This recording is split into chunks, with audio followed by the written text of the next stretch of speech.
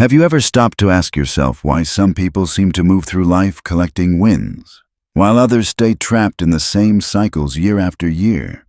Same problems, same frustrations, same promises to themselves that this time will be different.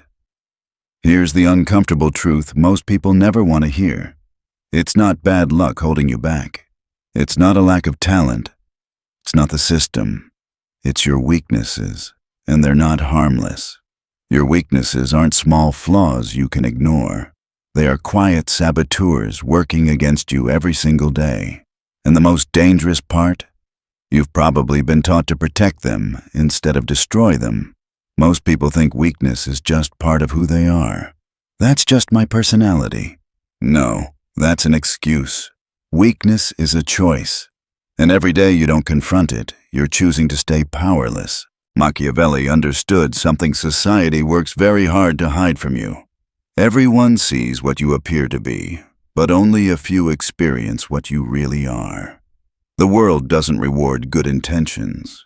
It doesn't reward kindness alone. It rewards strength, strategy, and results.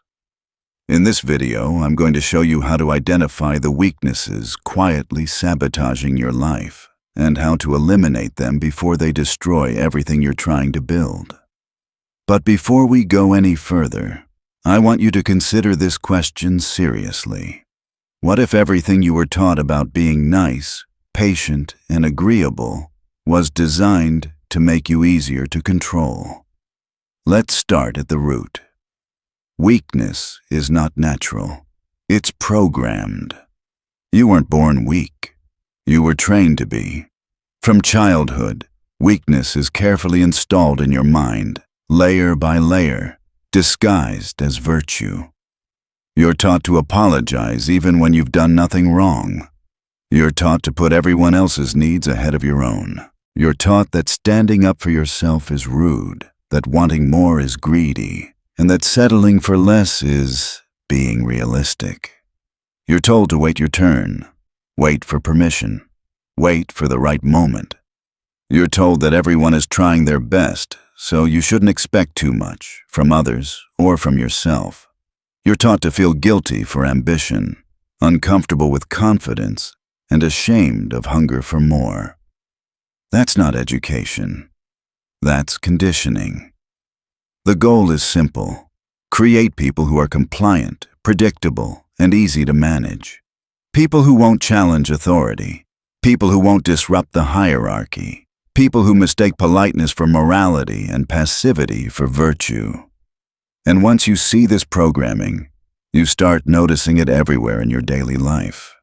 Look at how your day begins. The first thing you do in the morning is check your phone, immediately allowing other people's priorities, problems, and expectations to hijack your mind before you've even decided what matters to you today.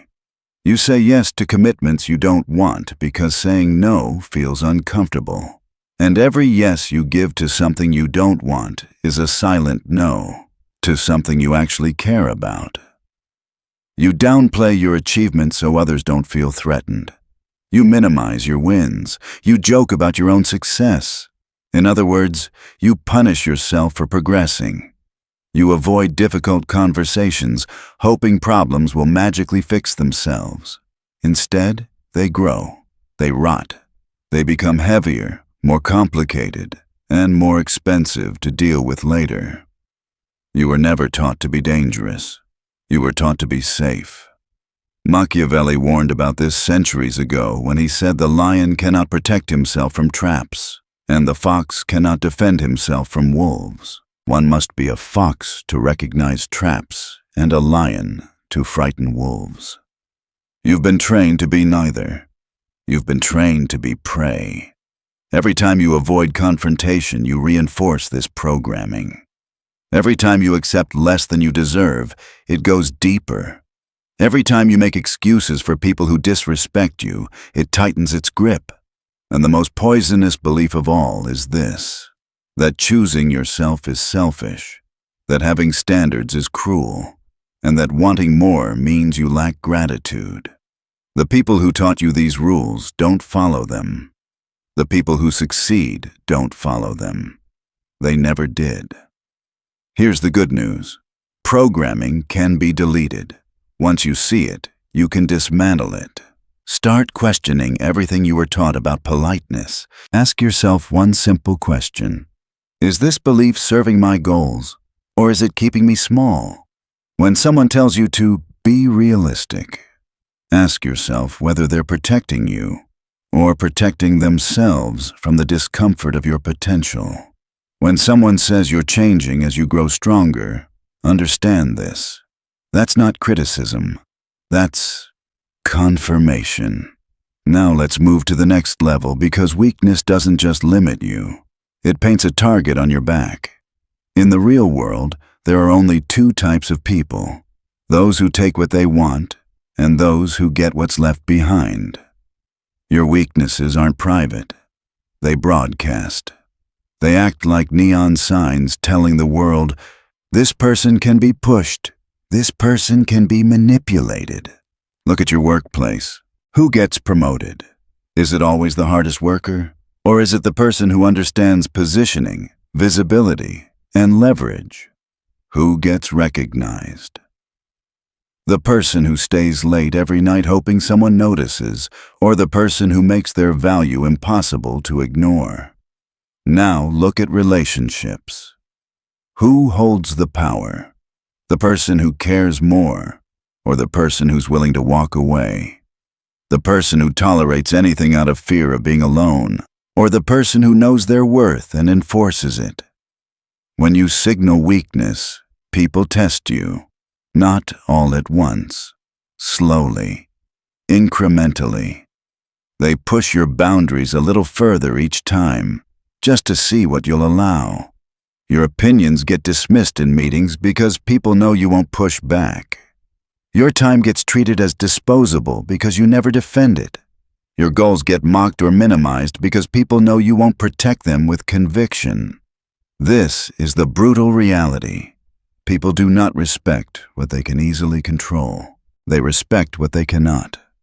Machiavelli said it's better to be feared than loved, if you cannot be both. This isn't about cruelty. It's about consequence. Being feared doesn't mean people are scared of you.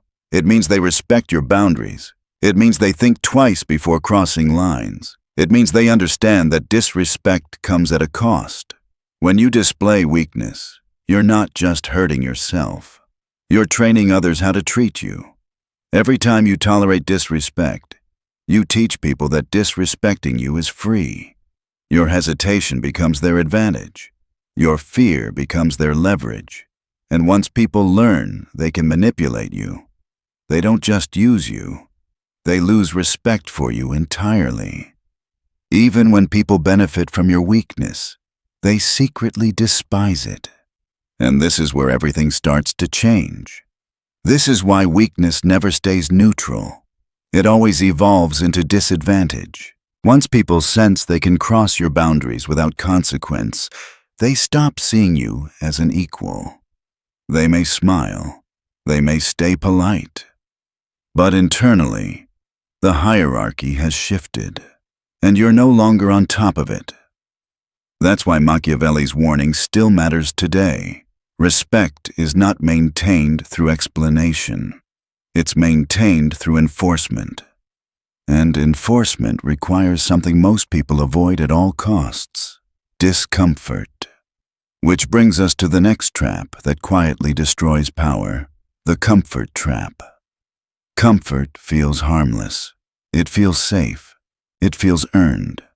But comfort is one of the most efficient ways to stay weak without realizing it. Most people build their lives around avoiding discomfort.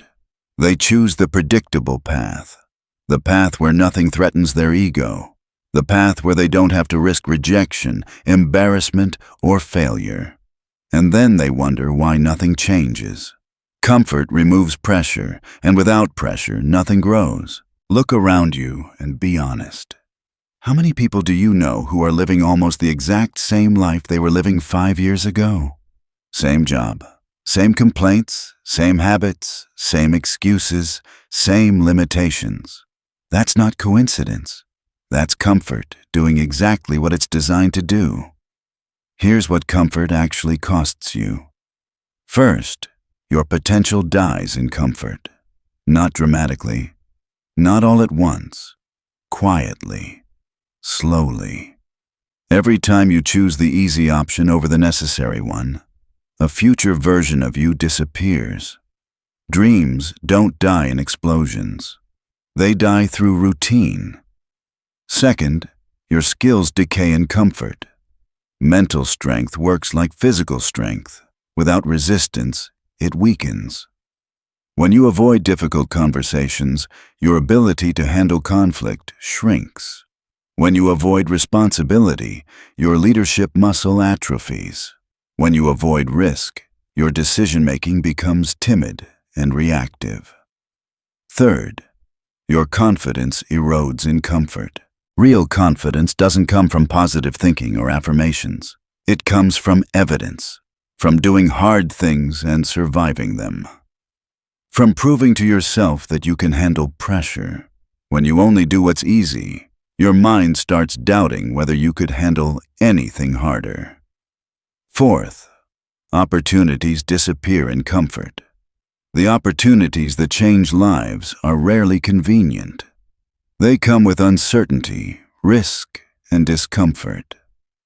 People who avoid discomfort miss the moments that could redefine their trajectory.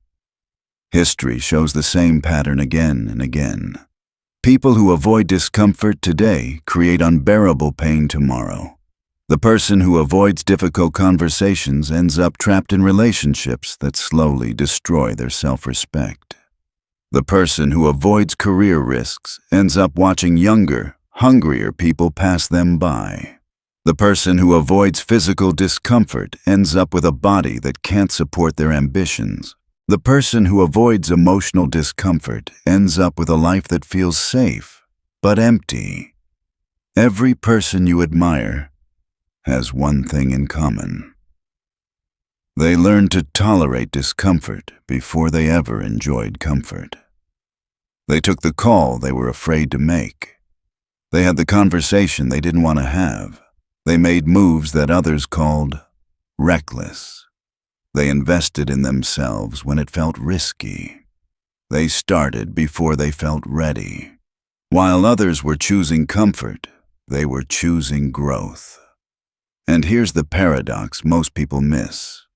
The more discomfort you willingly face in service of your goals, the more comfortable your life becomes in the long run. Because you build the skills, confidence, and resilience to handle whatever comes next. Now, once you step out of comfort, you'll start noticing something else that's been quietly draining your power. Lies you've been taught to live by. There are 4 lies in particular that destroy more potential than failure ever could. Lie number 1. Good things come to those who wait. No, they don't. Good things come to those who move. While you're waiting for the right time, someone else is acting with imperfect information and stealing opportunities you were too cautious to claim. Waiting feels responsible. In reality, it's often disguised fear. Lie number 2. Everyone deserves respect. Respect is not automatic. It's earned. When you give respect to people who haven't earned it, you don't elevate them, you devalue yourself. Respect without standards is submission. Lie number 3. Just be yourself and people will like you.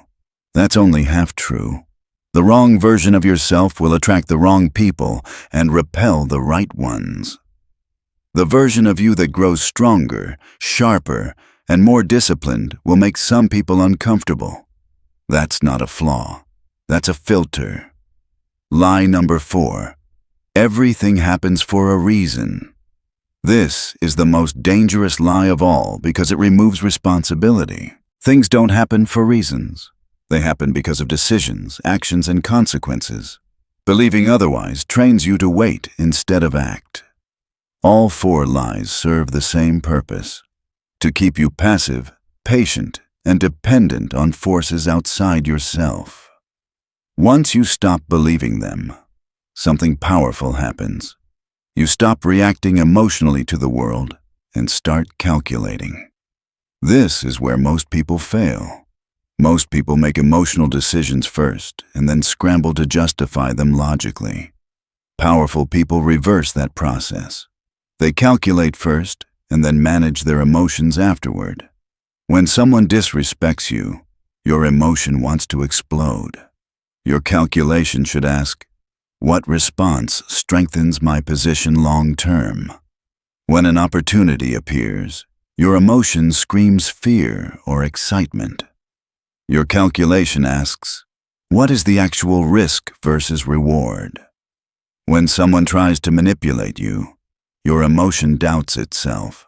Your calculation asks, what do they gain if I comply? Emotional decision-making creates predictable behavior, and predictable people are easy to control. You react instead of responding. You escalate situations unnecessarily. You make choices based on how you feel in the moment instead of what serves you over time. And because emotions change quickly while consequences last years, you end up repeating the same mistakes. Calculation changes everything. Before responding, you ask what outcome you want. Before acting, you consider how this affects your position months from now. Before engaging with difficult people, you decide whether the interaction is strategic or just ego. This doesn't mean becoming cold or heartless. It means using emotions as data, not as commands. Emotions tell you what matters. Calculation tells you how to move. Most people never learn this distinction. They stay trapped in reaction loops, wondering why the same patterns keep repeating. And this brings us to a shift that feels subtle, but changes everything. Strategic detachment. The moment you become too attached to any outcome, you lose leverage over it. Attachment makes you predictable. Predictable people are easy to manipulate. When you need approval, others control you. When you need a specific job, the employer controls you. When you need a relationship to work at any cost, the other person holds all the power. Strategic detachment means you want the best outcome, but you are prepared for any outcome. It means options. Always have alternatives. Always have leverage. Never put yourself in a position where one decision from someone else can collapse your entire plan. When you're not desperate, you think clearly. When you're not needy, people respect you. When you're not attached, you're free to act decisively. And this leads to the final transformation, the moment where weakness truly dies. Strategic detachment isn't emotional numbness, it's emotional discipline. Most people misunderstand this completely. They think detachment means not caring. In reality, it means caring without being controlled by the outcome. You still want the result. You just refuse to let desperation make your decisions for you. The moment you need something, you weaken your position. When you need approval, people feel it, and they withhold it. When you need a deal, the other side senses it and tightens their grip. When you need a relationship to survive, you silently give permission to be disrespected. Desperation leaks through behavior, tone, body language, choices. And once it's detected, leverage shifts instantly. That's why the most powerful people you've ever met weren't loud. They weren't rushed. They weren't pleading. They were calm, unhurried, willing to walk away.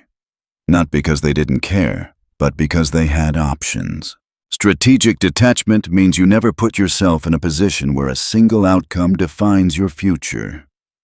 You build redundancy into your life. Plan B, Plan C, Plan D. Not as pessimism, but as power. When one door closes, you don't panic.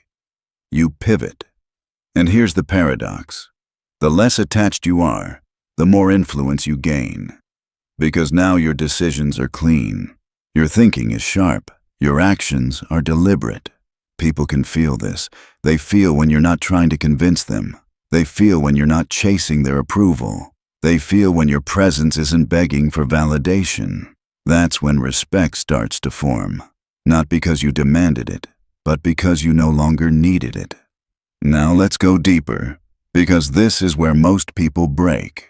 They understand everything we've talked about intellectually, but they still fail to apply it when it matters most. Why? Because they're still letting emotion drive the wheel. Emotion is not the enemy. Uncontrolled emotion is. Most people live in reaction mode. Something happens and they respond instantly, emotionally, without thinking. Anger, fear, guilt, excitement, shame. The emotion hits and they move, and then they suffer the consequences. Powerful people operate differently. They pause, they assess, they calculate, then they act. This pause is where power lives. When someone disrespects you, your first instinct might be anger. That emotion is useful. It tells you a boundary has been crossed. But it should not dictate your response, because reacting emotionally often gives your power away. You raise your voice, you over-explain, you lash out, you reveal insecurity, you escalate unnecessarily. And suddenly, the other person isn't threatened, they're entertained. Calculation asks a different question. What response improves my position? Sometimes that response is silence. Sometimes it's distance. Sometimes it's a single sentence, delivered calmly. Sometimes it's walking away permanently. The key is this: the response is chosen, not triggered. The same applies to opportunity. Emotion asks, what if I fail? Calculation asks, what's the actual downside and can I recover? Emotion exaggerates risk. Calculation measures it. Emotion makes everything urgent. Calculation prioritizes. This is why emotional people are easy to manipulate. Once someone knows what triggers you, fear, validation, anger, they can pull your strings at will. You become predictable, and predictability is weakness. Calculation breaks that pattern. Before you respond, you ask, what do I actually want to happen here? What action moves me closer to that outcome? What reaction would feel good short-term, but cost me long-term? This habit alone will separate you from most people. Now let's talk about something even more uncomfortable: the need to explain yourself. Weak people explain. Powerful people demonstrate. Most people over-explain because they're afraid of being misunderstood. They want validation. They want agreement. They want reassurance that their choices are acceptable. But explanation is often a form of permission-seeking. When you constantly justify yourself, you send a message. My decisions require your approval. They don't. You do not owe explanations to people who do not share responsibility for your outcomes. You do not owe justifications to people committed to misunderstanding you. You do not owe apologies for outgrowing environments that no longer fit. The more you explain, the more room you give others to debate your choices. And the moment your life becomes a debate, your authority collapses. Strong people don't argue their path. They walk it. This is where the idea of becoming the consequence enters. Most people try to control others with words, with threats, with emotional displays, with endless talking. It doesn't work. The only thing that truly shapes behavior is consequence. When people know there is a cost to disrespect, they think twice. When people know access to you can be revoked, they behave differently. When people know you will leave rather than negotiate your dignity, they adjust. This doesn't require aggression. It requires consistency. You don't announce your standards. You enforce them. You don't threaten, you act. You don't argue, you remove yourself. Over time, something shifts. People stop testing you. They stop pushing boundaries. They stop assuming access. because they've learned without drama that you are not flexible on core values. This is real authority. And it doesn't come from intimidation. It comes from alignment. When your actions match your standards, people feel it. You don't need to say you're confident. You don't need to say you're powerful. You don't need to say you deserve respect. Your behavior communicates it automatically. This is what most people miss. They try to look strong instead of becoming strong. But strength isn't performance. It's structure. It's how you make decisions under pressure. It's how you handle disrespect. It's how you respond when things don't go your way. It's how willing you are to walk away from what weakens you. When you embody strength, you don't chase control. Control comes to you, and this leads to the final internal shift that destroys weakness at its core. Identity. Weakness survives because people identify with it. They say things like, "I'm just not confrontational. I'm too emotional. I'm not cut out for that. That's just who I am." No, that's who you've been practicing. Weakness is not your identity. It's a habit, and habits can be replaced. The moment you stop defending your limitations, growth accelerates. You stop saying, "That's not me," and start asking, "Who do I need to become?" That question changes everything, because now weakness is no longer protected. It's exposed, and what's exposed can be destroyed. But destruction isn't the final step. What comes next is integration. Building a version of yourself that is calm under pressure, decisive under uncertainty, and unshakable under criticism. That's where everything we've discussed comes together. Integration is where most people fail. They like the idea of strength. They like the language of power. They even agree with the principles.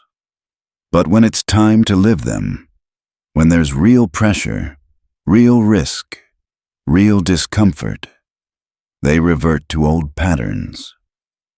That's because strength isn't built by motivation. It's built by structure. If you don't change how you think, decide, and act under pressure, weakness will always resurface. Not loudly, quietly, in moments where no one is watching, in decisions that seem small but compound over time. So let's talk about what it actually means to integrate power into who you are. It starts with a brutal shift in responsibility. Weak people externalize. Strong people internalize. Weak people blame circumstances, timing, other people, or the system. Strong people ask one question: what part of this was my responsibility? Not because they enjoy self-criticism, but because responsibility equals control. If something is your fault, it's also fixable.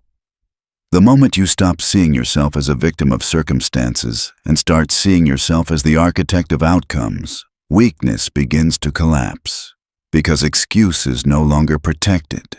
This doesn't mean you control everything. You don't, but you always control your response, your preparation, your standards, your next move. And that's enough. Now let's talk about discipline, because without it, everything else is theory. Discipline is not intensity, it's consistency. Most people wait until they feel motivated to act. That's weakness disguised as patience. Strong people act because the action is required, regardless of how they feel. They don't negotiate with discomfort. They don't debate discipline. They don't wait for the right mood. They build systems that make weakness inconvenient. They remove temptation. They structure their environment. They reduce friction between intention and action. If your environment supports weakness, willpower won't save you. That's why powerful people are ruthless with what they allow around them. People, habits, routines, information. They understand that every input shapes output. You cannot live a powerful life while feeding your mind weakness daily. Now here's a hard truth. Growth will cost you relationships. When you stop tolerating disrespect, some people will disappear. When you raise standards, some people will resent you. When you stop explaining yourself, some people will label you cold. That's not a sign you're doing something wrong. That's the price of evolution. Weak people try to grow without losing anyone. Strong people understand that alignment requires separation. You don't outgrow people because you're better than them. You outgrow them because you're no longer compatible with who you used to be. And compatibility matters. Trying to drag old relationships into a new version of yourself creates internal conflict. It fractures your identity. It pulls you backward. Power requires coherence. Your actions, standards, and self-image must align. If you say you value respect but tolerate disrespect, you weaken yourself. If you say you value growth but avoid discomfort, you sabotage yourself. If you say you value independence but chase approval, you contradict yourself. Every contradiction is a leak. Strong people seal leaks. They simplify. They decide who they are and then act accordingly. This clarity creates something rare: presence.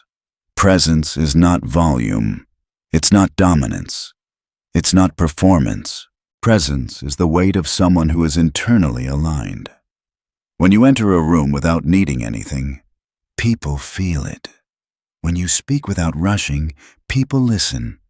When you move without hesitation, people notice. This isn't charisma, it's certainty. And certainty is built through repeated proof. Proof to yourself that you do what you say you'll do, even when it's uncomfortable. That's why confidence grows fastest when no one is watching. When you choose discipline in private, when you keep promises to yourself, when you walk away from what weakens you, even if it hurts. Those moments accumulate, and over time, something fundamental changes. You stop seeking validation. You stop explaining. You stop reacting. You become grounded. This grounding is what allows you to handle pressure without cracking. When things go wrong, and they will, you don't spiral. You adjust. When someone tests you, you don't explode. You respond. When opportunities appear, you don't freeze. You evaluate. This is the difference between emotional stability and emotional suppression. You're not burying feelings. You're managing them. Your emotions become signals, not commands. Anger signals a boundary. Fear signals risk. Excitement signals opportunity. But calculation decides the move. Now let's talk about something most people misunderstand: patience. Weak people are patient because they're afraid to act. Strong people are patient because they're strategically waiting. There's a difference. Strategic patience is active, it's deliberate, it's paired with preparation. While others rush emotionally, you observe. While others react publicly, you move quietly. While others seek attention, you build leverage. This patience creates timing, and timing multiplies power. You don't force outcomes. You position yourself to benefit when they arrive. This is how long-term dominance is built, not through constant aggression, but through intelligent restraint. And restraint requires confidence. If you don't trust yourself, you'll rush. If you don't trust your value, you'll over-explain. If you don't trust your direction, you'll seek reassurance. But when trust is internal, urgency fades. Now here's the final internal obstacle that keeps weakness alive: nostalgia for your old self. Part of you will miss being liked. Part of you will miss being agreeable. Part of you will miss the comfort of being underestimated. Let it go. That version of you was safe but limited. You are not meant to stay small to preserve familiarity. Evolution is uncomfortable by design. And once you accept that discomfort is not a threat, but a signal of alignment. You stop resisting it. You move toward it. Because discomfort now means growth. Silence now means control. Detachment now means freedom. By this point, weakness has nowhere left to hide. It's no longer protected by excuses. It's no longer reinforced by habits. It's no longer rewarded by your environment. And when weakness is starved long enough, it dies. What replaces it isn't arrogance. It isn't cruelty. It isn't emptiness. It's calm. It's clarity. It's a quiet confidence that doesn't need to announce itself. And in the final part, we'll bring everything together. How to live from this place daily. How to maintain it under pressure. And how to become the kind of person whose presence alone shifts the dynamics of every room they enter. At this point, the transformation is no longer theoretical. It's practical. It's lived. The final step is not learning more concepts. It's learning how to stay powerful once weakness is gone, because life will test you the moment you start changing. Pressure doesn't disappear when you become stronger. It intensifies. People will test your boundaries again. Old habits will try to resurface. Comfort will whisper that you've already done enough. This is where most people relapse. Not because they don't understand power, but because they stop protecting it. So let's talk about how power is maintained. The first rule is simple. Never negotiate with your standards. Standards are not goals. Goals can change. Standards do not. Your standards dictate what you tolerate, what you walk away from, and what you refuse to explain. The moment you bend them for convenience, weakness returns, not all at once, but quietly. Every time you say, just this once, you reopen the door. Strong people don't argue with their standards. They obey them, even when it's inconvenient, especially when it's inconvenient. That consistency builds reputation, not just with others, but with yourself. And self-trust is the foundation of all power. When you trust yourself, you don't hesitate. You don't second-guess. You don't seek reassurance. You act. The second rule is this. Protect your energy like a scarce resource, because it is. Weakness feeds on overstimulation, endless opinions, endless arguments, endless emotional noise. Strong people are selective. They don't attend every fight. They don't explain every decision. They don't react to every provocation. They understand that attention is currency, and they don't spend it on low-return situations. Silence is not avoidance. Silence is control. When you stop reacting publicly, people lose access to your internal world. And when people can't read you, they can't manipulate you. Opacity creates leverage. The third rule is strategic isolation. This doesn't mean cutting everyone off. It means choosing distance intentionally. There will be seasons where you need fewer conversations and more execution, fewer explanations and more results, less validation and more alignment. Most breakthroughs happen in isolation, away from noise, opinions, and distraction. This is where clarity sharpens. You see patterns more clearly. You hear your own thoughts again. You make decisions faster. Isolation is not loneliness when it's chosen. It's refinement. The fourth rule is to let results speak before you do. Weak people announce intentions. Strong people reveal outcomes. When you talk too early, you invite interference, doubt, jealousy, opinions that slow you down. When you move quietly and deliver results, the conversation changes. You're no longer trying to convince. You're no longer asking to be taken seriously. You're setting a reference point. Results close mouths. They also attract attention, but now it's the right kind. The fifth rule is to stay emotionally neutral under praise and criticism. This is critical. Praise can weaken you just as much as criticism if you become dependent on it. If approval lifts you, disapproval will break you. Strong people receive both with the same posture: calm, grounded, unmoved.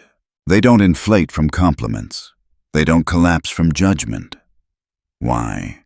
Because their identity is not externally sourced. They measure themselves against their standards, not against applause or rejection. This emotional neutrality makes you unshakable. People can't bait you.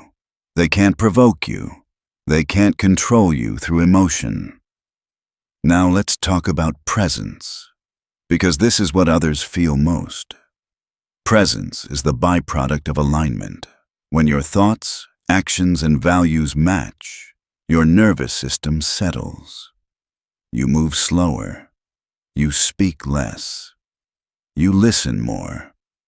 And paradoxically, people lean in. They feel the absence of neediness. They feel the certainty beneath your words. They feel that you are not seeking anything from them. That's when dynamics shift. You don't chase influence. Influence comes to you. This is what it means to become the consequence.